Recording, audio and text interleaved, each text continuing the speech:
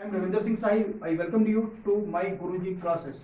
ये मेरा चैनल है, लाइक एंड सब्सक्राइब जरूर कीजिएगा। आज हम क्या पढ़ेंगे? आज हम पढ़ेंगे फर्स्ट वॉर ऑफ इंडिपेंडेंस का part 2।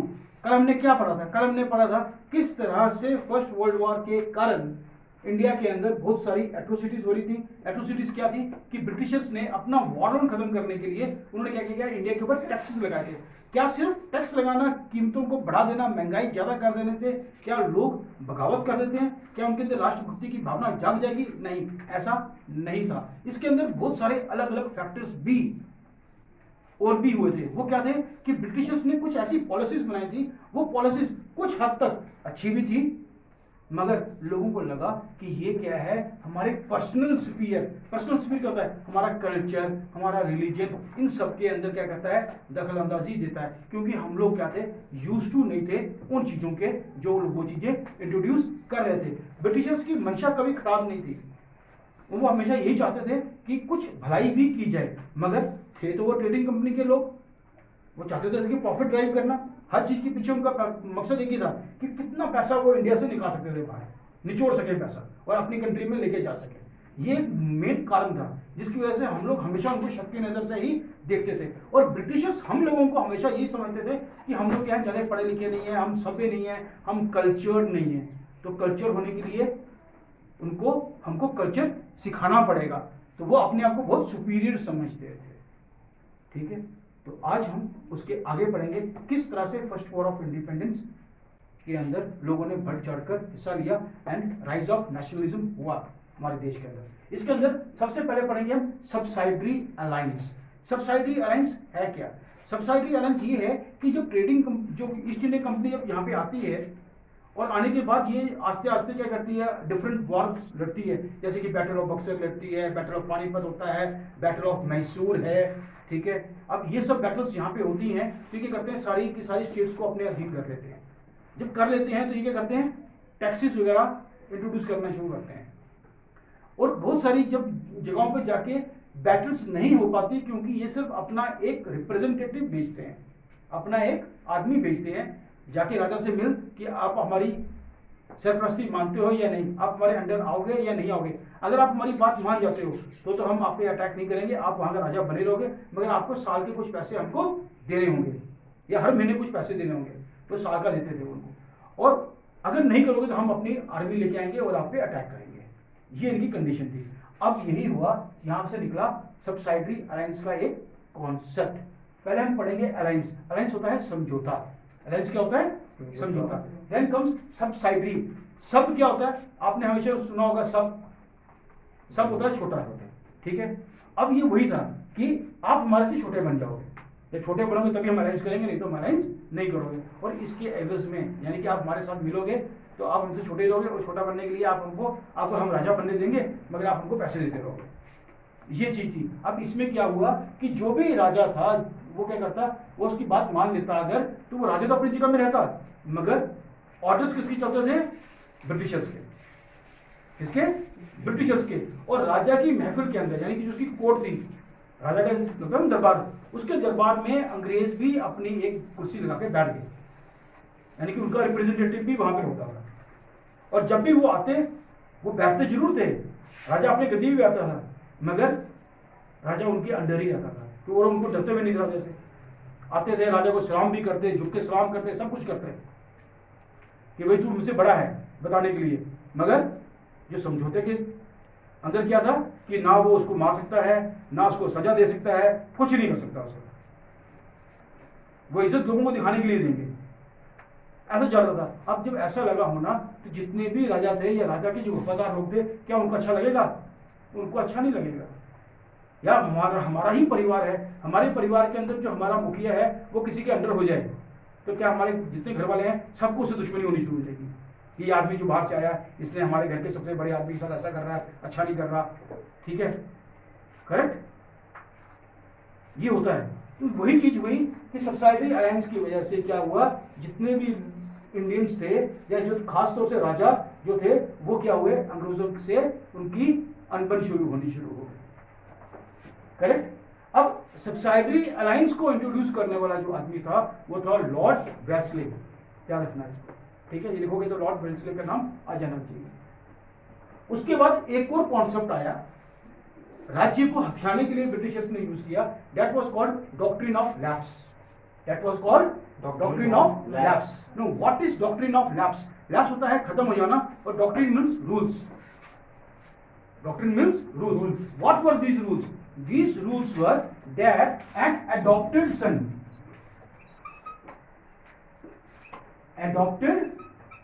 son or a child could not be made the heir to the throne. Heir means prince or king. अगर राजा की डेथ हो जाती है और राजा का कोई अपना बच्चा नहीं है, लड़का नहीं है, या उसका कोई बच्चा ही नहीं है, तो वो क्या करेगा? राजा नहीं बन सकता। राजा का लड़का नहीं, राजा कौन बनेगा? कोई नहीं बन सकता। अब राजा क्या करता है? मरने से पहले किसी लड़के को गोद ले लेता है। जब वो गोद ले लेगा तो वो उसका लड़का बन गया। वो कहेगा नहीं, राजा वही बनेगा जो तुम्हारा वाकई में लड़का हो। तुम गोद लिए हुए बच्चे को राजा नहीं बना सकते। अगर तुम ऐसा करते हो या तुम्हारा कोई आगे कोई नहीं है, तो ये पूरा के पूरा राज्य हम ब्रिटिशर्स खुद ले लेंगे, ये हमारा हो जाएगा। अब इस चीज से भी बहुत सारे लोगों को तकलीफ होनी शुरू हो गई, खास तौर से इसके अंदर जिसका बहुत ज्यादा नाम आता है, दैट इज रानी लक्ष्मीबाई।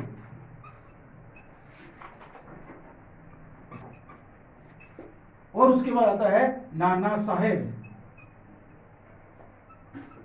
ठीक है, अब इन दोनों की स्टोरी करता हूं। रानी लक्ष्मीबाई के जब हस्बैंड की डेथ होती है, तो रानी लक्ष्मीबाई का कोई लड़का नहीं होता, यानी कि इनके हस्बैंड का। तो अब वहां का राजा कौन बनेगा? रानी लक्ष्मीबाई क्या करती है कि राजा के मरने से पहले पहले राजा एक बच्चे को गोद ले लेता है। अब वो इसका लड़का होता है जिसे गोद ले लिया, गोद लेने का बच्चा गोद ले लिया। अब ये इसको बैठाते हैं गद्दी के ऊपर, बच्चे को। अंग्रेज मानते नहीं है, अंग्रेज बोलते हैं भाई झांसी, वो ये झांसी की रानी थी, तो झांसी हमारा हो गया। ये बोलती है नहीं, ये अंग्रेजों को बोलती है, अंग्रेजों के पास जाती है ब्रिटिशर्स के पास, ब्रिटिशर्स को रिक्वेस्ट करती है कि आप ऐसा मत करो, आपको जो साल के जितने पैसे चाहिए हम आपको दे देंगे, आपको मकसद तो पैसा ही है ना आपका, अब हर साल ले लो, मैं आपका सब्सिडी अलाउंस की पॉलिसी को मान लेती हूँ, मगर मेरे लड़के को राजा बने रहने दो, झांसी को मेरे पास ही रहने दो। ब्रिटिशर्स इसकी बात को मानते नहीं है और उसको खारिज कर देते हैं, जिसकी वजह से इसके बीच में और ब्रिटिशर्स के बीच में लड़ाई होती है। ठीक है, अंडरस्टूड। और वो झांसी के पास एक जगह है जिसको बोलते हैं बुंदेलखंड। ठीक है, वहां पे लड़ाई होती है, बुंदेलखंड है, बुंदेलखंड आपको करवाया भी है ज्योग्राफी में। ठीक है, वहां पे होती है। नाउ कम्स नाना साहब। नाना साहब के फादर की डेथ हो जाती है। क्या होती है? इसकी डेथ हो जाती है। अब इसके फादर की डेथ होने के वक्त इसके फादर को एक पेंशन मिल रही होती है। क्या मिल रही होती है? पेंशन, जो ब्रिटिशर्स दे रहे होते हैं। ये जाता है और बोलता है अंग्रेजों को कि मेरे फादर की डेथ हो गई है और उनकी जो पेंशन थी वो मेरे को दे दीजिए, क्योंकि अब मैं उनकी गद्दी पे मैं बैठा हूं, उनकी जगह पे मैं कामकाज देख रहा हूं। अंग्रेज इस बात को भी नहीं मानते, इस बात को भी मानते नहीं है। अब ये दोनों बड़े नाराज होते हैं और ये चाहते हैं किसी न किसी तरीके से अंग्रेजों से को यहां से खदेड़ दिया जाए। तो अंग्रेज ही नहीं रहेंगे तो फिर भाई राज्य हमारा ही रहेगा। तो लड़ाई होती है, रानी लक्ष्मीबाई लड़ती है, उसको मदद करने के लिए नाना साहब वहां पे जाता है लड़ने के लिए, मगर आखिर में नाना साहब जब घर से अपने राज्य से निकलता है, रास्ते में अंग्रेज मिलते हैं, बहुत लड़ाई होती है। नाना साहब की फौज के जितने भी सिपाही हैं वो मारे जाते हैं। नाना साहब वहां से बच के जंगलों में भाग जाता है अपनी जान बचाने के लिए। रानी लक्ष्मीबाई लड़ते लड़ते मारी जाती है और जिस घोड़े पे वो सवार हो जाती है उस घोड़े का नाम था चेतक। याद रखना, एग्जाम में आता है एक बार। हॉर्स का नाम क्या है? चेतक। और नाना साहब जो है जंगलों में भाग जाता है। जंगलों में भागने के बाद में उसको ब्रिटिशर्स 2 साल के बाद पकड़ लेते हैं and he is tried and hanged till death. इसको मार दिया जाता है, right. Then comes the story. ये सब चीजें हैं। अब ये सब चीजों से क्या हो रहा है? रानी लक्ष्मीबाई एक जगह की रानी थी, बहुत लोग उसको बड़ा अच्छा समझते थे। तो वो कौन थे? इंडियंस। तो जब ये रानी लक्ष्मीबाई मारी जाती है अंग्रेजों की गलत पॉलिसी के कारण, तो लोग क्या होते हैं? नाराज हो जाते हैं। नाना साहब के भी बहुत सारे फॉलोअर्स हैं। ये रानी लक्ष्मीबाई कहां पर थी? झांसी वाली साइड में, एमपी ईस्ट में। नाना साहब कहां पर थे? मराठा, महाराष्ट्र में। ठीक है, वो मध्य प्रदेश, ये महाराष्ट्र। अब 2 स्टेटें लोग ऐसे इफेक्ट कर रही हैं। नाना साहब मराठा थे, महाराष्ट्र के साइड में थे, और जब इनके साथ ऐसा होता है तो वो जो मराठा लोग हैं वो भी नाराज हो जाते हैं कि देखो हमारे इतने अच्छे नेता को, हमारे इतने अच्छे राजा को मार दिया गया। ये सब चीजें होती हैं, तो लोग नाराज हो गए। ऐसे ही अलग अलग पार्ट्स में इंडिया में हो रहा है। वो कैसे होगा वो पूरी स्टोरी सुनाऊंगा अभी मैं आपको। Then comes Bahadur Shah Zafar. Bahadur Shah Zafar was a Mughal emperor and he was ruling in India. और इसको सब लोग बहुत अच्छा मानते थे क्योंकि ये बड़ा दयालु किस्म का राजा था। कभी भी इसने किसी यानी कि धर्म की किसी भी धर्म के लोग को कन्वर्ट करने की कोशिश नहीं की, हमेशा लोगों की भलाई के लिए काम किए। ये इतना अच्छा लोग था कि हिंदू मुस्लिम सारे धर्म के लोग उसको बहुत अच्छा समझते थे और फॉलो भी उसको करते थे, इसकी बात को पूरा मानते थे। अब हुआ क्या, जैसे ही अंग्रेजों ने इसको क्या किया अपने बैठे, तो बहादुर शाह जफर को आगे लड़का भी था, इसका सब कुछ था। अब देखो ना ये पॉलिसी मानेगी ना ये पॉलिसी मानेगी। इसको जब सब्सिडायरी अलायंस के लिए बोला तो बहादुर शाह जफर ने बोला मैं आपकी बात मानता हूँ, मैं आपको पैसे पूछे दे देता हूँ। मगर प्रॉब्लम ये थी कि बहादुर शाह जफर के आगे लड़के थे और उसकी जब शादी होती है लड़के की, लड़के के आगे एक और लड़का पैदा होता है। अंग्रेजों को बड़ी चिड़ मचती है कि इसका तो पूरा राज्यपाट पूरा हिंदुस्तान के ऊपर इसका कंट्रोल है, पूरे सारे राज्य इसकी बात मानते हैं, तो ये मरेगा तो उसका लड़का बैठेगा according to doctrine of lapse, और जब वो उसका लड़का मरेगा तो उसका आगे फिर से एक लड़का है। ये तो काम खराब हो गया। अब वो क्या बोलते हैं, इसको बोलते हैं बहादुर शाह जफर को 1858 में बोलते हैं कि अब you will be the last emperor, you will be the last Mughal emperor of India. उसके बाद हम किसी को राजा नहीं रहने देंगे इंडिया का। कौन बोलते हैं, ब्रिटिशर्स। अब जब ऐसा बोला जाता है और साथ में एक लाइन और बोली जाती है, वो बोली जाती है कि जो आपके प्रिंसेस होंगे हम उनको प्रिंसेस का टाइटल नहीं देंगे, हम उनको राजकुमार का ओहदा नहीं देंगे, आपकी रानी को और आपके बच्चों को आपका महल छोड़कर किसी और जगह पर शिफ्ट कर देंगे, यानी आपका महल किसका हो जाएगा, हमारा हो जाएगा। अब ये बात तो कोई मान के राजी नहीं होगी। बगावत तो इंडिया में होनी है क्योंकि हिंदुस्तान के राजे के साथ असर पड़ा उन्हें, जिसको पूरी दुनिया पूरा हिंदुस्तान मान रहा है, सब लोग मानते हैं उसको। अब क्या होता है कि इस आदमी को सब लोग बोलते हैं क्योंकि बुरा हो चुका होता है, तो इसको बोलते हैं कि तू हमारी बात मान जा, हम पूरे सब लोग बोलते हैं हम तेरे साथ हैं, हम अंग्रेजों पे चढ़ाई करते हैं। तो ये बुरा हो चुका होता है, ये बोलता है नहीं मैं सोचता हूं अभी इसने ये सब चीज करनी है। तब तक क्या होता है कि 1862 में ये 1862 के पहले ही यानी कि 1858 की बात कर रहे हैं, उसी साल अंग्रेज इसको उठा के कैद कर लेते हैं। क्या कर लेते हैं, अपनी जेल में डाल देते हैं, और जेल में डालने के बाद रंगून भेज देते हैं। कहां भेज देते हैं, रंगून, इसको और इसकी बीवी को दोनों को पकड़ के रंगून भेज देते हैं जेल में। और रंगून में भेजने के बाद ये बेचारा वहां पर एक जेल के अंदर 1862 में मर जाता है। क्या होता है, मर जाता है। मगर इसके पहले, मरने से पहले ये कुछ काम करता है, वो स्टोरी भी सुनाऊंगा, जिसकी वजह से क्या होता है हिंदुस्तान के अंदर आजादी की पहली लड़ाई लड़ी जाती है। इसके पहले 1858 के अंदर ही कुछ होगा, जेल में जाने से पहले एक ऐसी बात होगी जिसकी वजह से आजादी की पहली लड़ाई हिंदुस्तान में लड़ी जाएगी। अब देखो इसी दौरान यानी कि अराउंड 1856, अब देखो ये कैद में नहीं हुआ, 1858 में कैद में गया था। 1856 के अंदर ब्रिटिशर्स क्या करते हैं अपनी आर्मी के अंदर, अभी मैं कल बताया था आपको वीडियो के अंदर क्या बताया था कि उन्होंने इंडियंस को भी फौज में भर्ती करना शुरू कर दिया था, and it was a forced recruitment, जबरदस्ती हो रहा था। अब उन्होंने क्या किया, अपनी फौज के अंदर, अपनी आर्मी के अंदर एक राइफल इंट्रोड्यूस की। क्या इंट्रोड्यूस की, राइफल इंट्रोड्यूस की। वो जो राइफल थी, वो राइफल कौन सी थी वो देखिएगा। अब क्या था कि जो पहले राइफल चल रही थी वो कौन सी थी और आज की कौन सी है।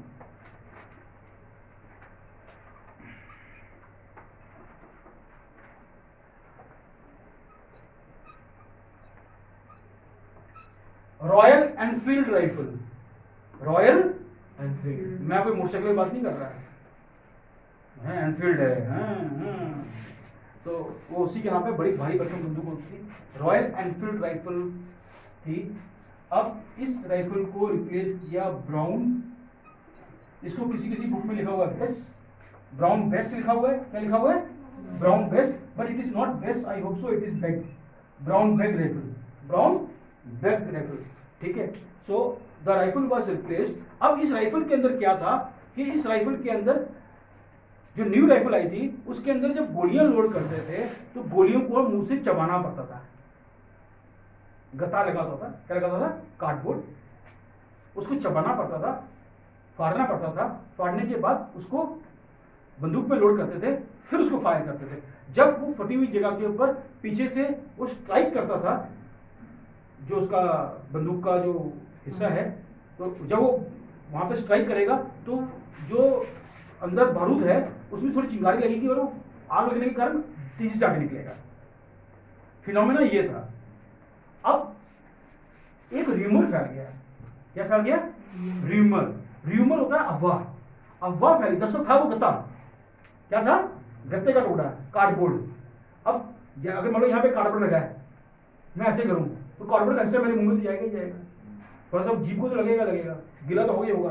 अब कार्डबोर्ड को आप कभी भी मुंह में लगाओ, ठीक है, कभी आपको लगेगा कि पता नहीं टेस्ट अजीब लगता है, ठीक है, and this taste is people take it as non veg.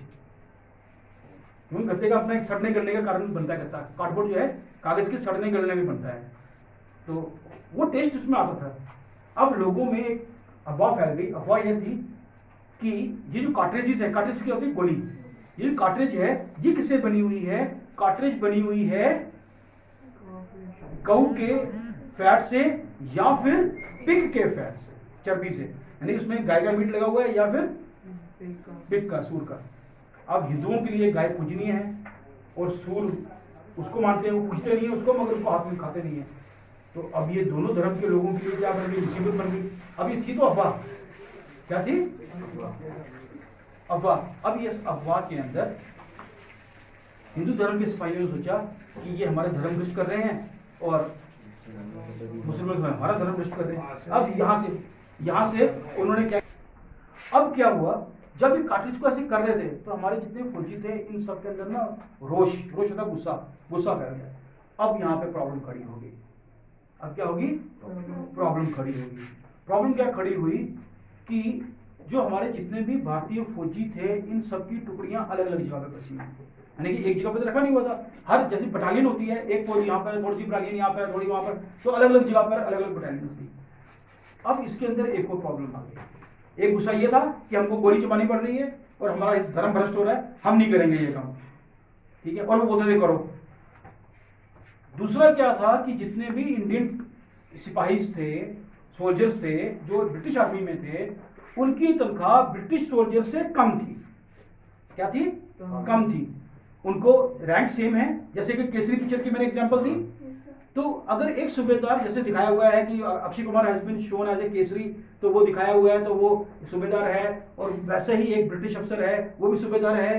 तो जो इंडियन सूबेदार है उसकी रैंक दोनों का सेम है, मगर इसकी सैलरी कम है और ब्रिटिश वाले की सैलरी ज्यादा है। ब्रिटिश वाले को छुट्टी भी मिलेगी, इसको छुट्टी भी नहीं मिलेगी, ये दिखाया हुआ पिक्चरों में कि छुट्टी नहीं दे रहे हैं। तो इंडियन सोल्जर्स के ऊपर अलग अलग किस्म से जुल्म होता था। उनको खाने के लिए हर चीज मिलेगा, इनको खाने के लिए भी कम मिलेगा, उनको टेबल कुर्सी मिलेगी, इनको कुछ भी नहीं मिलेगा। तो ऐसे बहुत सारी चीजें थी जो कि इंडियन सिपाही के साथ अन्याय हो रहा था। अब इसके अंदर एक और चीज हो गई कि जब लड़ने के लिए जाना था, ब्रिटिश सिपाहियों को नहीं भेजा जा रहा था, इंडियन सिपाहियों को भेजा जा रहा था कि मरने के लिए कौन जाएगा? इंडियंस जाएंगे। अब इंडियंस को ये चीजें बर्दाश्त नहीं हो रही थी। गुस्सा इतना ज्यादा बढ़ गया कि बिहार के अंदर एक आदमी था Mangal Pandey, he was Indian soldier in British army. उसने अपने साथियों के साथ मिलकर बगावत कर दी। एक दिन क्या कर दी? बगावत कर दी। और उसने दिन को कोई 2-3 बजे उसने, जब उसको एक ऐसा हुक्म दिया गया गोली चलाने के लिए, उसने गोली चलाने की जगह पर देखा चबाना ही। पांडे था, पांडे मीन्स ब्राह्मण। पांडे एक जात है ब्राह्मणों की। किसकी है? जैसे वर्मास होते हैं, शर्मास होते हैं, ठीक है, वैसे पांडे भी क्या होते हैं? ब्राह्मण होते हैं। ये क्या था, इसने उठाई बंदूक और कहते चबाना ही है तो मेरा धर्म दृष्टि करना है, तेरे मैं तेरा धर्म दृष्टि कर ही देता हूं। इसने चबाई, गोली ली और इसने ब्रिटिश ऑफिसर्स को गोली से मार दिया। इसे 2 से 3 लोगों को, ब्रिटिश अफसर्स को मार दिया और बाकी अफसरों को बंदूक की नोक के ऊपर, कोई बाकी भी इसके साथी जो थे इंडियंस थे, इसने इंडियन अफसर जवानों को लेके, अपने स्पाई साथियों को लेके बाकी अफसरों को कैद किया और उनके हथियार छीने। हथियार लेके, तो उस जमाने में कोई गाड़ी घोड़ी मोटरसाइकिल तो थे नहीं, हवाई जहाज नहीं था, ट्रेनें नहीं थी, ट्रेन चलती थी, मगर इन्होंने घोड़े लिए, घोड़े में बैठे रातों रात ये वहां से निकले बिहार से, और होते हुए सुबह होते होते ये पहुंच गए कहां पर? दिल्ली। दिल्ली में पहुंचे किसके पास? बहादुर शाह जफर के पास। ये इतना चलते रहे, मतलब दोपहर के चले हुए हैं कि ये बहादुर शाह जफर के पास रात को 2 से 3 बजे पहुंच गए। कितने में पहुंच गए? 2 से 3। क्योंकि वहां से यहाँ तक आने में घोड़े के साथ था, कैसे पहुंचे खैर हमको नहीं मालूम, मगर ये ऐसे कहा जाता है कि ये लोग रात को पहुंच गए। जब ये पहुंचे तो अब बहादुर शाह जफर को इन्होंने मिलने के लिए रिक्वेस्ट की गेट के ऊपर। अब वो राजा है, राजा से हर वक्त से मिल नहीं सकता, ये बोल रहे हमने मिलना है, वो मिलने नहीं दे रहे। वो कहते जो मर्जी हो जाए हमने मिलना ही मिलना है। और ये मिलने के लिए आपस में बहुत देर तक जद्दोजहद चलती रही। ये गेट पे बोलते रहे, मैसेज, फिर आज जाके जो आदमी गेट के ऊपर था उन्होंने मैसेज दिया राजा को, राजा इनसे सुबह सुबह मिलता है और फिर ये राजा को बोलते हैं कि आप हमारा क्या कर लो, बात मान जाओ, आप हमारे नेता बन जाओ, हम पूरे हिंदुस्तान जो है आपके साथ है, हम अंग्रेजों को यहाँ से उठा के बाहर कर देंगे। पहले ये नहीं मानता, मगर बाद में और भी जगह के नवाब, सूबेदार, जितने भी राजा थे वो सब इनको बोलते हैं और ये मान जाते हैं। क्या करते हैं? मान जाते हैं। आगे क्या हुआ आगे हम पढ़ेंगे अगले वीडियो में। तब तक के लिए शुक्रिया। लाइक और सब्सक्राइब करना मत भूलिएगा।